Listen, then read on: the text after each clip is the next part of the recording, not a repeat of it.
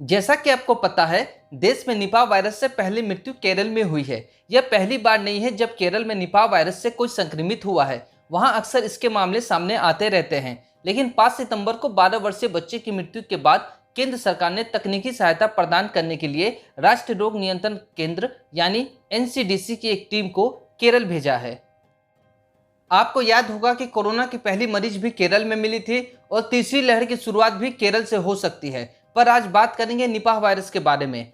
पहले आप समझ लें, सोर्स, मर्स और इबोला की तरह निपाह वायरस भी चमगादड़ से ही फैलता है। आपको बता दें कि ये कोई नया वायरस नहीं है और पूर्व में इसके संक्रमण को भी रोका जा चुका है। साल 2018 में भी निपाह वायरस की वजह से केरल में 17 लोगों की मौतें हो गई थी। वर्ष 1998 में मलेशिया में इसकी वजह से 100 से अधिक लोगों की जानें गई थी। यह रोग साल 2001 में और फिर साल 2007 में पश्चिम बंगाल के सिलीगुड़ी में भी सामने आई थी। पहली बार भारत में टेरोपस गिंगिटस चमगादड़ में इस वायरस का पता चला था। मलेशिया के कपंग सुकाई निपाह गांव में इस वायरस का सबसे पहले पता चला था और इस गांव के नाम पे ही इसका नाम निपाह पड़ा था। विश्व स्वास्थ्य संगठन के अनुसार निपाह वायरस एक नई उभरती हुई बीमारी है। इसे निपाह वायरस एन्सेफेलाइटिस भी कहा जाता है। मतलब यह एक तरह का दिमागी बुखार है। इसका संक्रमण तेजी से फैलता है। यह संक्रमण होने के लगभग 48 घंटे के भीतर व्यक्ति को कोमा में पहुंचा देता है। इस वायरस से संक्रमित होने वाले लोगों में 40 से 75% तक की मौतें हो जाती है। सबसे बड़ी चिंता की बात यह है कि इसका कोई इलाज भी नहीं है। विश्व स्वास्थ्य संगठन के द्वारा निपाह वायरस को दुनिया के 10 सबसे खतरनाक वायरस की सूची में शामिल किया गया है।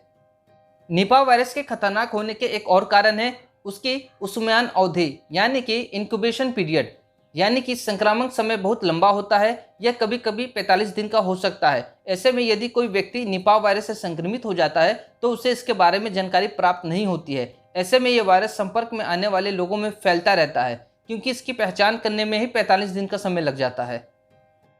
अब सवाल है, यह वायरस कैसे फैलता है। विशेषज्ञों के मुताबिक फ्रूट बैट्स यानी कि फ्रूट खाने वाले चमगादड़ में निपाह वायरस प्राकृतिक रूप से पाया जाता है। इसका मतलब यह है कि यदि कोई व्यक्ति चमगादड़ के सीधे संपर्क में आता है तो वह निपाह वायरस से संक्रमित हो सकता है। यह एक ऐसा इन्फेक्शन है जो फल खाने वाले चमगादड़ द्वारा मनुष्य को अपना शिकार बनाता है। यह इन्फेक्शन सबसे पहले सुअरों में देखा गया था, लेकिन बाद में यह वायरस इंसानों तक भी पहुंचा। निपाह वायरस चमगादड़ों द्वारा किसी फल को खाने तथा उसी फल को मनुष्य द्वारा खाए जाने पर फैलता है। इसमें अधिकतर खजूर एवं ताड़ी शामिल है।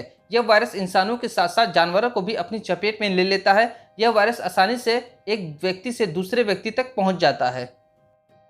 इसके अलावा दूषित भोजन करने वाले व्यक्ति को भी यह वायरस संक्रमित कर सकता है। इस वायरस से संक्रमित चमगादड़ जब कोई फल खाता है तब वो अपनी लार को उसी पर छोड़ देता है। ऐसे में व्यक्ति जब फल का सेवन करता है तो उस वायरस से संक्रमित हो जाता है। लार के अलावा यह वायरस चमगादड़ के मूत्र और संभावित रूप से चमगादड़ के मल और जन्म के समय तल पदार्थ में मौजूद रहता है।